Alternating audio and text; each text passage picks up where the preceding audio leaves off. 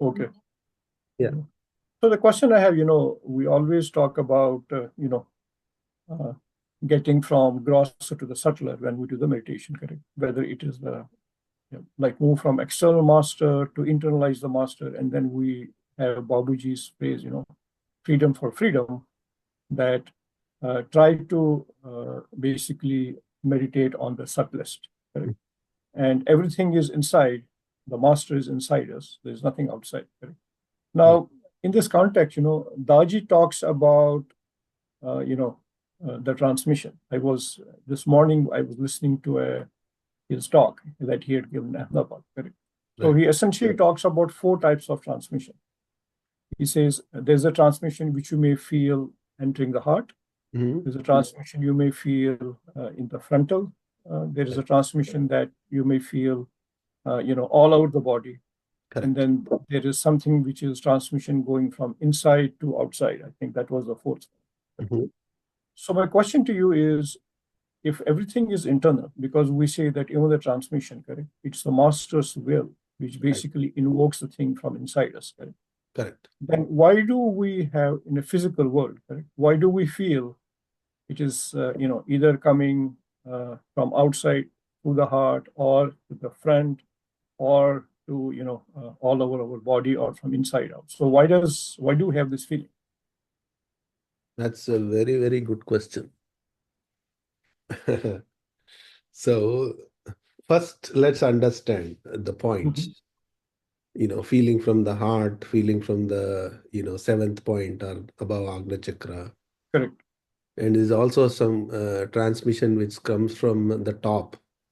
It Mhm. sends all the way from the Brahmarandra next to Brahmarandra and it descends. It can descend from the 12th point or Brahmarandra from the top, basically.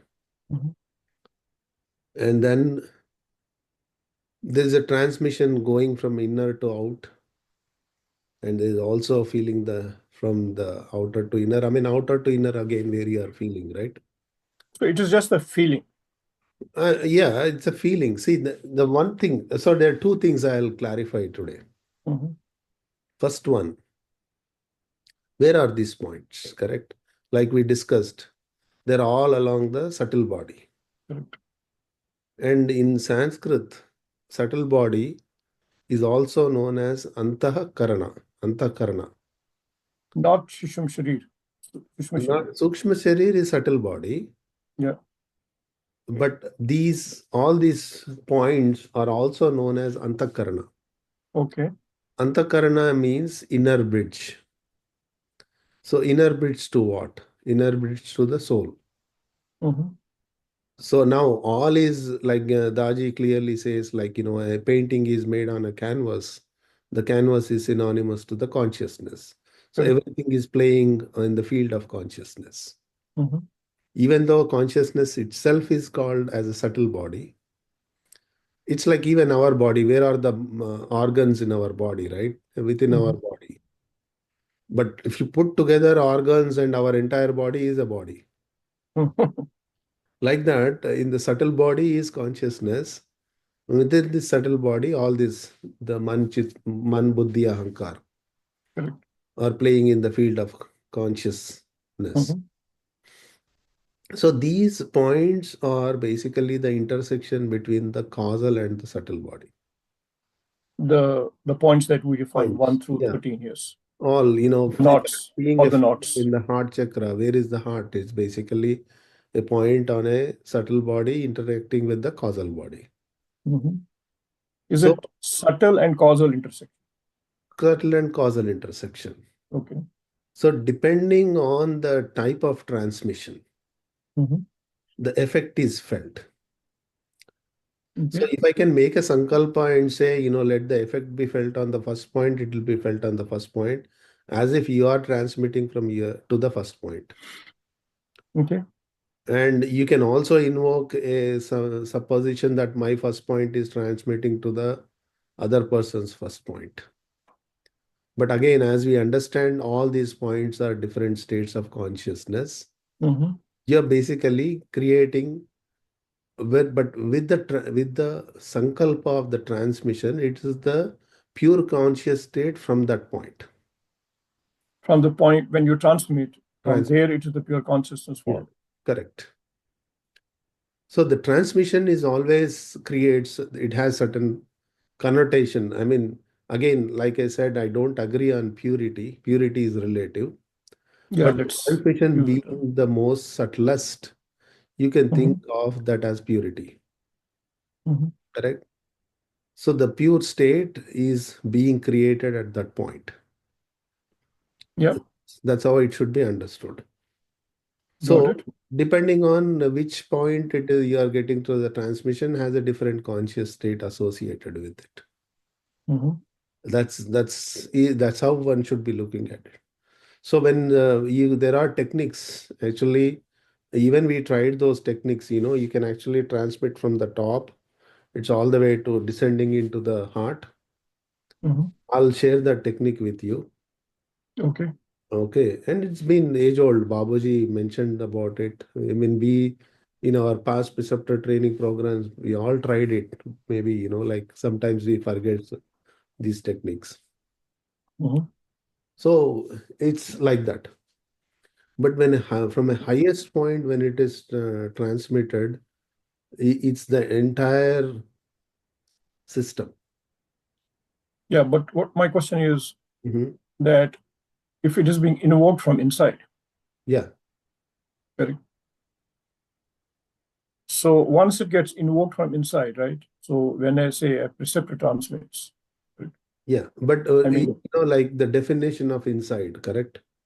uh-huh, Definition of inside, for us, the definition of inside from the three-dimensional aspect of the body. correct.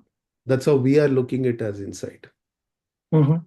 But on an nth dimension, which is inside and which is outside, Yeah, not right? easy to say. No, I mean, I'll give you a very simple example. Suppose a man, two-dimensional person, is Mhm. looking inside the house. For the two-dimensional person, the inside the house is the square you draw on the paper. Correct. Mhm. But as you, as a third-dimensional being, when you're looking at the two-dimensional being, are you looking from the outside or inside? Mhm. Correct? Or you might be in the Mhm. same house. But as a Yeah. three-dimensional person, the dimension has changed. You are looking from one upper level, but you are still inside. Mhm. For a two-dimensional person cannot look upside, Correct. only right, left, or the front and back. So then, are you saying that when this transmission is invoked, correct? Yeah. We feel, Nth dimension. even though everything is, It's you are also an nth dimension being, but your correct, awareness is only up to the fourth dimension. correct. So that is the challenge. But the actual thing that is happening happens the way it's supposed to do, Correct. meaning that we feel at these different, intersections. Correct. Okay. Right. So that's what it is when he says that. Yeah. Uh, I mean, how do you? But when he says that it is pouring in from all directions, then It's coming from is the higher dimension. within us only, obviously. Correct. So, I mean, anyone can only transmit to their point of approach. Mhm. But when a master from a higher dimension is transmitting, which direction it should come from? I mean, for us, it's a direction, but for the nth dimension, it's already within, Yes. right? So this concept of within and out is a very narrow understanding, narrow perspective. But if you look from the higher view, it's within. From you look it from the lower view, it is outside. Yeah. Yeah. Yeah. Got it. Yeah. So you have to look at that way. Yeah. Right. Okay. All right. So he had mentioned, I was listening to this talk that you should observe it and see, just to make ourselves more, sensitive. Right. Yeah. So Then, the sensitivity is all about the right attention. Sensitivity is not something can happen without your attention. And you become more sensitive when you become a witness. Correct. For Just a detached witness, there from, is no distraction. yeah. Because you're simply a witness, you don't expect anything, you have no preconceived notion. Correct. Yeah. Yeah, that makes sense. Yeah. Yeah, that's a right word. Actually, for a witness, all the preconceived notions drop. Yeah. Now you're open to whatever. Mhm. Correct. So then you can say you're sensitive. Correct, correct. Yeah. So, another question that happens is that, we say, or people ask is, that we should do the action, right? Mhm. And then leave the rest.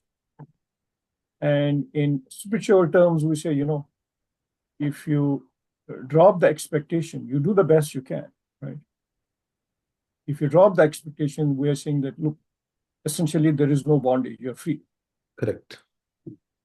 That's the state you essentially aspire for, that you keep on doing, do the best you can under the circumstances, but you don't know which way the results will turn. Correct. So instead of carrying the guilt and harping on it, you just say, you're done with the baggage. Correct? So there's another dimension to it. So that's in the spiritual world. Correct? Mhm. But in the real world, correct? Say, day-to-day working, most of the world works the way, hey, you put an effort, you expect a result. Correct. There's a direct correlation. Right. You cannot say that, hey, you take this other approach. Correct? Mhm. So it raises the question that then is that the modern world, essentially the materialistic world, correct? The way we are told in our offices, or the way the whole culture is essentially that, or the modern world in direct conflict with the way what spiritual world is telling you. Where is there the intersect between the two? Yeah. So let's see the You problem. got my question? I got the question, but the problem is Mm-hmm. even from a spiritual world also, right? We don't have the right understanding about this action. Okay. In Gospel of Thomas, it says when your disillusionment ends. Sir, when you are in dissolution, when you are in dissolution, your illusion ended, Mm-hmm. right? Mm-hmm. Then only you can take the right action. So disillusion there means the opposite of illusion, Yes, or opposite of illusion means when you are out of illusion, your right action begins. Rather, okay. your action begins. According even in terms of karma yoga, the people who are thinking of karma yoga are making this action from a state of illusion. Mm-hmm. Then it is never can be a never be a karma yoga or real action. Even if I say Bhagavan is doing my action, or Master is doing my action, Guru is doing my action, it's all in a state of illusion. Mm-hmm. That part one has to understand. So now, what is the real action in the state of karma yoga is when we take the action as a witness. So there, here the slight change, right? Here the action is taken with the view of the result in the mind. Mm-hmm. Without the view of the result in the mind, no one can make any action. I mean, that's how this world works, most of Any world works. Even a spiritual it. master has to make a sankalpa, has to think Correct. about a result. Yes. Even at the state of Lord Krishna, when he's advocating the war to Arjuna, he's also thinking of the result. Correct. So without the result, there is no action. Yeah. Now the result is in view. One is taking Mm-hmm. the action, but still witnessing the action. Not getting attached to the results. It's not about the Is what question it of is. the result. The result says I'm already expecting. Mm-hmm. It's not Then about how does, when you say being a witness to the result, what does yes. it mean then? I'm coming there, correct? Mhm. So first let's understand this point and then we get to the nitty-gritties of the witness, correct? Mhm. Mhm. So the result of the action is in view. That expectation is already there. Sure. Now this attachment detachment is another misconstrued term, Mhm. attachment and detachment. So let's not get there to the attachment because it confuses the role of the witness. The moment I Okay. talk about attachment and detachment, correct? Okay. So, so when I take an action at the state of with the state of witness till the view of the results in the mind, Mhm. because without the results being in the mind, we don't know what exact action I have to make. So then it Correct. becomes So you right need, action. It yeah, becomes the you right have to have the action. right, Correct. yes, you have to have the right action, and that will happen only if you have the end goal in mind. Correct. End goal in my mind, and I'm a witness. So what happens is the aspects of the unnecessary emotions around the action are They drop off. dropping. So Yeah. when the unnecessary emotions around the actions are dropping, Mhm.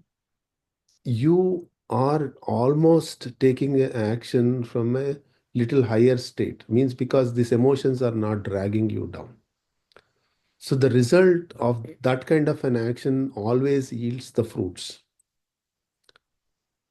And then in terms of when Lord Krishna said, "Leave the results to the God," Mhm. he really is not talking about results as in results of the action.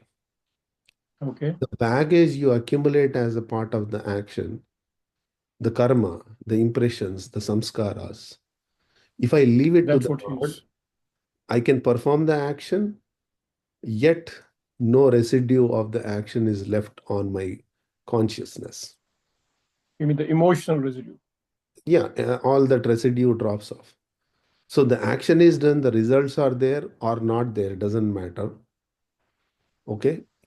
It matters. Then my results are not there, I have to adjust my action. That is a different story. But Mhm. yet,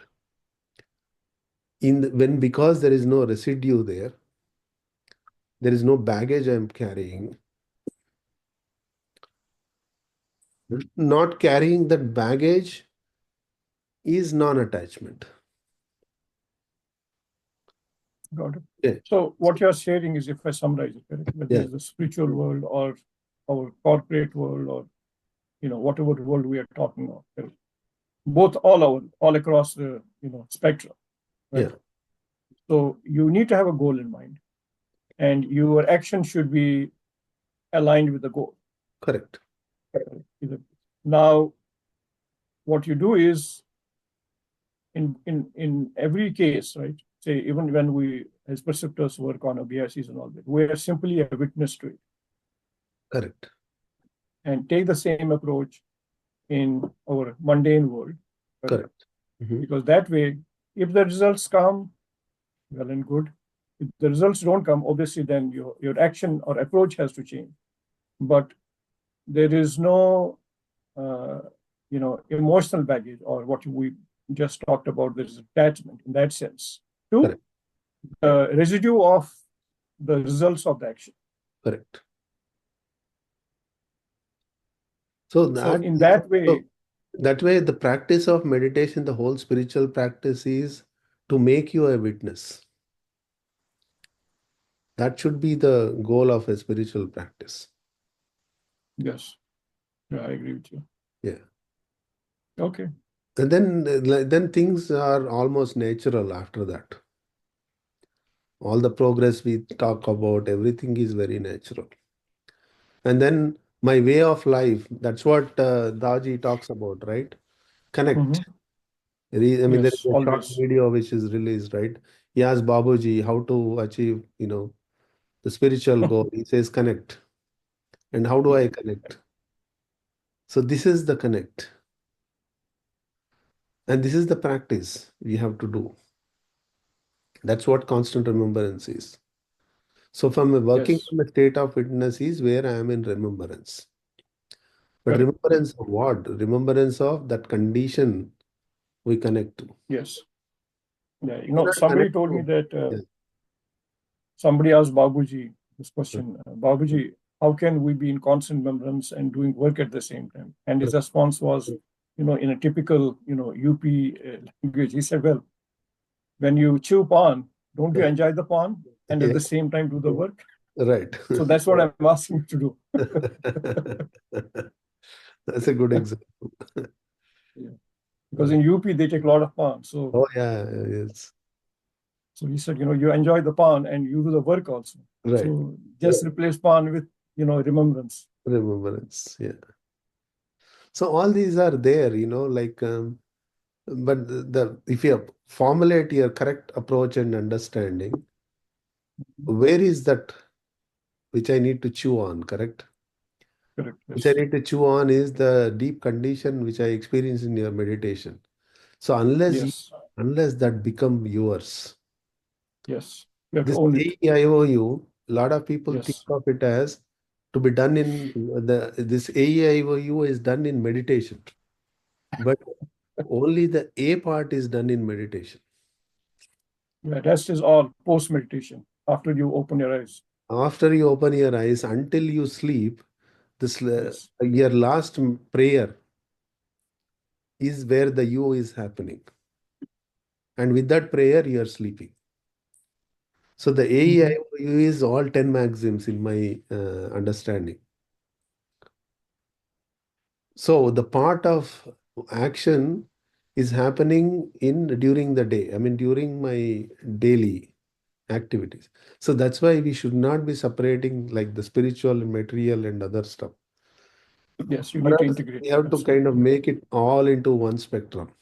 Look at it in Yep. It has to all be integrated. Yep. integrate it. You should not separate it. The moment you separate it, there is certain prejudice associated with each type. Spirituality, we treat it differently, and materiality, we treat it differently. Yeah. Then you compartmentalize your Yeah. life. That's not the way to live. Spiritual approach is not compartmentalization. Yes. It's holistic approach. There is no negation in spirituality. Negation, what masters have spoken about is a state. Mhm. Negation is not a practice. Like, give an example. Negation. Uh-huh. So suppose this so-called attachment we talk about. Suppose Mhm. if I have I watch too much TV, Mhm. then it's sort of I'm indulging into something which is not in any which way conducive to my development. Right? Mhm. Now I want to Yeah. stop watching TV. But I should stop watching TV with the right understanding that it is not conducive for my development. With that discernment, if I don't watch TV, then I'm not forcing myself not to watch TV. Correct? But if So it I'm has to be a forcing, more of a conscious decision. it's a conscious decision with the right understanding. Correct. But sometimes right understanding is there. I should not be watching TV, but I'm still watching it. Mhm. Means I have this understanding that I should not be watching TV, but I'm still watching it. That means I don't have interest in myself, the true interest in myself. Because I don't have the true interest in my growth, in myself, I indulge myself into the things which I know which are wrong, but I'm still doing it. Mhm. Then, then I have to force myself not to watch TV. And that is the many people understood as negation, that forceful, uh, what do you call, forceful stopping, and means you are sort of suppressing your mind, Urge. urge, whatever you call it. So That is that forceful restrainment. Restraining is the right word. Restraining can never be negation. But with the right understanding, naturally, I feel the interest in myself for my own interest. I don't do it. Then the urge is not there. Yeah. So that means the There first is thing no is restraining. right, There is no restrainment. right, yeah, right understanding, Yeah, right? That's the yeah, first step. If you correct. don't have the right understanding, then your actions will not be very natural to give up those things.